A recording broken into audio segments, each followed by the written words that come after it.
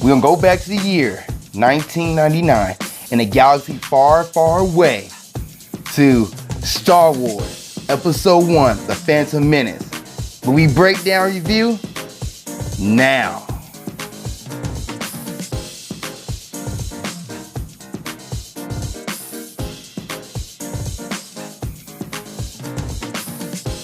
What's up, world? Welcome to another episode of Movie Breakdowns. I'm your host, Ali Zakka. And what is Movie Breakdowns? It's a movie review series where we look at new and old movies, give us our thoughts. We give a grading system based off the school grading system. A through F, pluses and minuses do count. We also go down the character list and many more. And sometimes I have guests on, but today it's just me, and we're gonna review Star Wars Episode 1, The Phantom Menace, which a lot of people gave this movie slack. A lot of people did not like this movie. This, for me, is going to be a nostalgia episode because I actually liked this movie as a kid. Well, watching it again as a 25-year-old from a kid when I was like 7 or 8, yeah, it wasn't as it wasn't as great as I thought it was. There's some parts of the movie where I'm like, this is dragging on really, really long. And there's parts I'm like, yes, this is what I wanted to see in Star Wars. So, pretty much the movie starts off with Obi-Wan Kenobi and Qui-Gon Jinn. Now, Obi-Wan's an apprentice in this movie, and he's pretty much with Qui-Gon, and they're trying to, stop the Sith from coming back, stop the Empire. I guess it wasn't be the Empire at this point, but not even a rebellion. They're more just like the Sith, the dark side, trying to stop them from taking over. And so they're like going through, trying to figure out how to stop certain like rebellions or revolts, and things like that. And at the same time, they're trying to protect the queen. And on their little adventure, they run into a kid who Qui-Gon's like, this dude is the chosen one. This kid is amazing. This kid is Anakin Skywalker. So yes, we're seeing Vader, spoiler alert, before he becomes Vader. We're seeing the growth of Anakin. So this is him as a kid. And he meets the queen, Padme, which I didn't like in this movie. Some kind of like, they try to force it, I feel like. This kid who just googling and ogling over Padme. And Padme's like, okay. All right, little kid. Tap, tap. All right. Cool.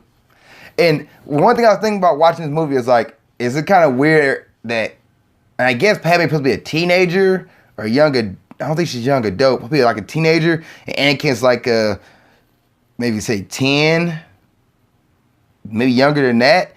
I'm thinking it's kind of weird that he's hitting on her and she's not really like telling him, no, don't hit on me, but just kind of like ignoring him. I don't know. I feel like they try to force that script there. Yeah, I wasn't a fan of it. And also I'm thinking, how come nobody else is hitting on Padme? How come nobody else, she's a queen, and nobody else in the galaxy is like, you know what, I wanted to hit on Padme. I want to talk to Padme. Nobody else try to hit on her throughout the whole movie. Can throw it in one person, one of the guards, one of somebody who's like, hey, can I ask you on a date? Like, to show that she's a really suitable person. Like, to me, I was like, okay. And as a kid, I just thought like, Padme just a other person. And as I watch this movie now, I don't really think her as more of a attractive person. There's nothing against Natalie Portman. It's just the character herself. I was just like, I'm not feeling the vibe here or get that vibe that she's probably really attractive. But she's a bad A. She's a bad A in this movie. I'm going to say ASS, but I'm not sure that demonetized me. But she's a bad A. Like, she kicks butt and she is in charge and she knows what needs to happen. So I do get Padme being a strong character in this movie. But unfortunately, she wasn't memorable for me as a kid.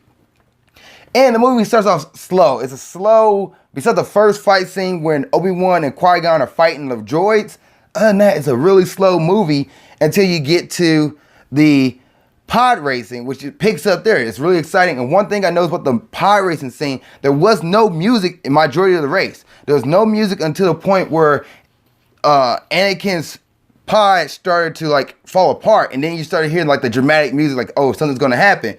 Other than that, there wasn't that much music in the movie, or in that part of the movie, which I thought was pretty cool. And another part of the movie that I didn't hear that much music in was after John Williams' Duel of Two Fates, or Duel of Fates, or Duel of Two Fates. I'm sorry if I got that wrong, which is a phenomenal song. But after that song goes off and like Darth Maul is fighting Liam Neeson against Qui-Gon, it's silent again. And it's really silent until Darth Maul kills Qui-Gon. Spoiler alert, this movie has spoilers in it. If you haven't seen Star Wars Episode 1 in 2017, by the point of 2017, I'm sorry for you. But I thought it was kind of cool that music had certain parts where it added tension to it just by the fact there was no music playing. You just felt like heard the sounds of lightsabers going and the silence of what it would be like to see an actual lightsaber fight going. So I thought that was kind of cool. And as a kid, there are 3 things I remember about this movie, and that would have been the Duel of Two-Face song, the ending fight between Darth Maul, Obi-Wan, and Qui-Gon, and then Jar Jar Binks. As a kid, I loved Jar Jar Binks. He was hilarious. He was funny. Misa this, Misa that. As an adult, I'm like, why is he here? Why is Jar Jar in the movie? He's not a strong character at all. He wasn't like comedic relief, but unfortunately, he wasn't the best comedic relief. Like, I watch One Piece, and the characters like Usopp and Chopper, who are scaredy cats, but also like sometimes have a backbone. They are funny characters, more Usopp than Chopper. They were funny characters who are scared and don't want to put themselves in harm's way.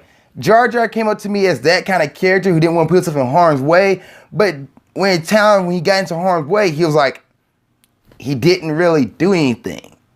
Like, he didn't have a backbone. Even the final fight scene with him, he didn't do much. And if he did, it was by mistake. And I kind of wish that, like, Jar Jar would have been more of a, oh my gosh, I'm scared. Okay, I did that. Oh, that's awesome. Yeah, cool. I did this. Oh, I'm scared again. Running, trip, and like he falls over something and something explodes. Like, yeah, okay, I can do this.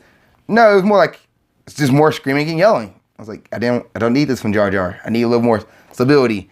Make him a credible character, please.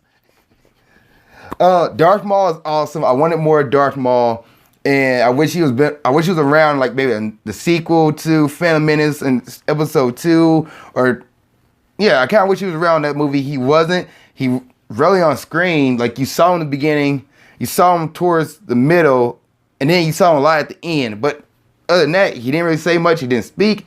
I kind of wish he was more around, so you got more fear of him. But at the same time, he's like, this dude has a dual lightsaber. That's awesome. He's somebody not to mess with. Another thing, I forgot Yoda and Samuel L. Jackson was in this movie. Completely forgot about that. And I was like, oh, Samuel L. Jackson is in this movie. Had no idea. So, is this movie a forgettable Star Wars movie? Yes and no. Yes, the majority of the movie you forget, and then you remember the ending to it. This is for me. This is my opinion. Towards the ending of it, you remember majority ending. Unless you remember Jar Jar Binks, and then you're like, why is he there? But other than that, up to the point, yeah. And the only thing I remember is Darth Maul, Liam Neeson, Qui-Gon Jinn, and Obi-Wan Kenobi, and pod racing. So that's what I remember from this movie. Let's see. I'm looking at my notes here, guys. See if there's anything else I need to point out before I jump into characters. No, that's it. So let's go down some characters here. We have in this movie, I already keep saying his name, Liam Neeson, who plays Qui-Gon Jinn, which I think phenomenal actor, phenomenal character. I love Qui-Gon. I love Liam Neeson. I wish we got more of him in the Star Wars series, but unfortunately we did, and he was just there to kind of give you. He was the master to Obi-Wan Kenobi, so he was just there so you can see how Obi-Wan Kenobi became the bad A that he is. And then Ewan McGregor plays Obi-Wan Kenobi, and he's a young, not blue chip, what's the word now? Green, not the green character. He's not green. He's becoming a master pretty much, and you see that, like, in this movie, he's his own master. Like, he's well enough, he's strong enough to be a master, and you saw how when he got rid of Darth Maul, it's like, okay, he can be the new guy in charge, and he takes not Obi-Wan, but Anakin Skywalker as his apprentice. So now you see how Qui-Gon, who passed away, gave not the mantle, but the position of master, gave the, what's the word I'm looking for? Duty? Can't think of another word.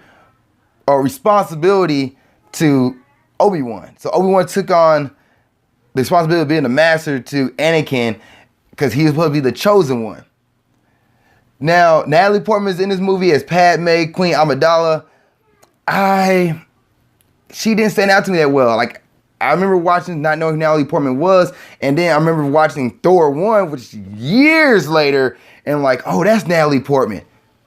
What? So like, she didn't stand out to me at all. And I've seen all three movies as a kid and young adult, or I guess kid and teenager, but Natalie Portman never stood out to me at all. Jake Lloyd, who played Anakin Skywalker, a young Anakin Skywalker, he was cool. He was a cool kid. Didn't really, I know, he was there. He was cool. Let's see, anybody else I want to point out in this movie? Jar Jar Binks, who is played by Ahmed. This guy is stuck as Jar Jar for the rest of his life. I looked at the IMDb on this guy, and he played Jar Jar in Clone Wars, on Robot Chicken, or any video game. He is always going to be Jar Jar Binks. The dude's set as Jar Jar for the rest of his life, and he's just rolling in it. Hey man, I don't blame you. Be the character. I think it's kind of cool that this guy plays Jar Jar, and he's like just rolling with it. Dude, take it, leave it, love it, do it. So I give him props for that. I just wish that they made the character Jar Jar Binks a little stronger than what he was, and that would have added more to the Star Wars story. I wish that, like, as later on in the series, because I've seen the series, when Jar Jar become a councilman, he becomes, I think he's a senator, or he ever does become a senator. I don't know about that. I know he's a councilman. And he's more mature. I kind of wish we got to see more of that Jar Jar instead of this goofy young Jar Jar you got in this movie. R2-D2's in this movie. Kenny Baker, who plays him, he's in this movie. Anthony Daniels, who voices C-3PO, he's in this movie. So those dudes constantly plays their characters all the time.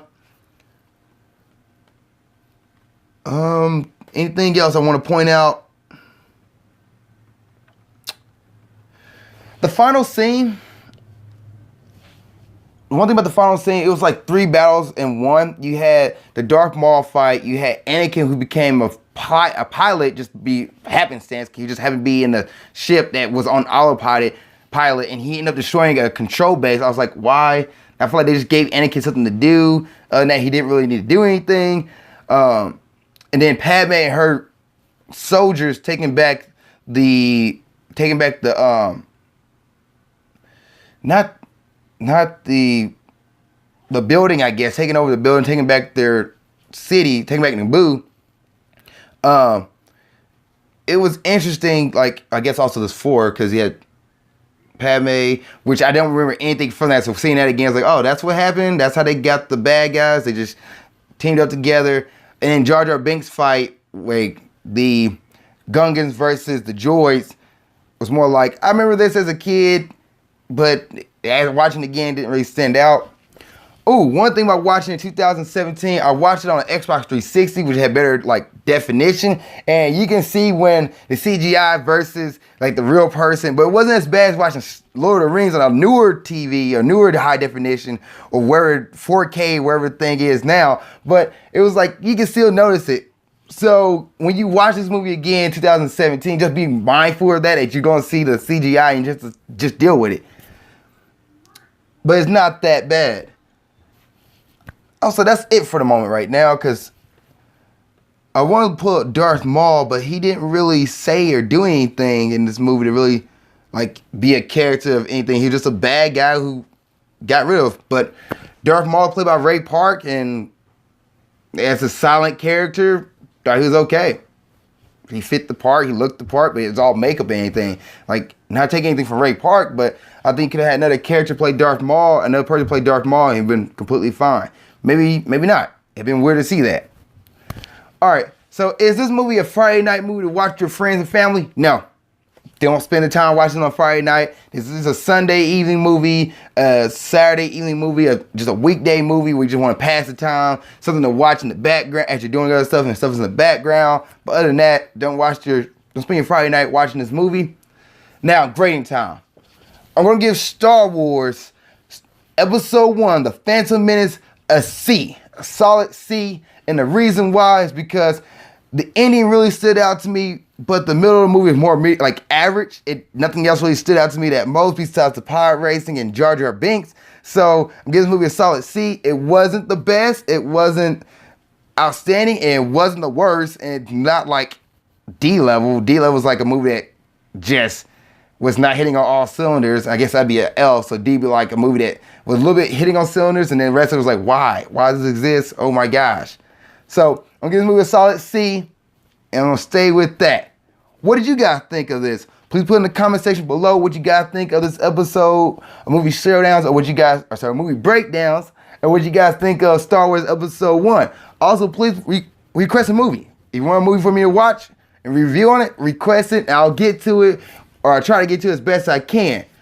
Please like, please subscribe, please share, follow. Thank you guys so much. I really appreciate it. Thank you guys for watching this episode of Movie Breakdowns. See you next time. Keep being awesome. Hey guys, thanks for watching this episode. I really appreciate it. Before you go, I do want to mention I started my own business. It's called Lofty Ground Athletics. It's a motivational athletic brand. Our goal is to inspire and motivate you to go after your fitness and athletic goals. Now on our website, which is www.loftygroundathletics.com, repeat that one more time, www.loftygroundathletics.com, we will have certain gear such as the Conquer Your Challenge 100% polyester shirt.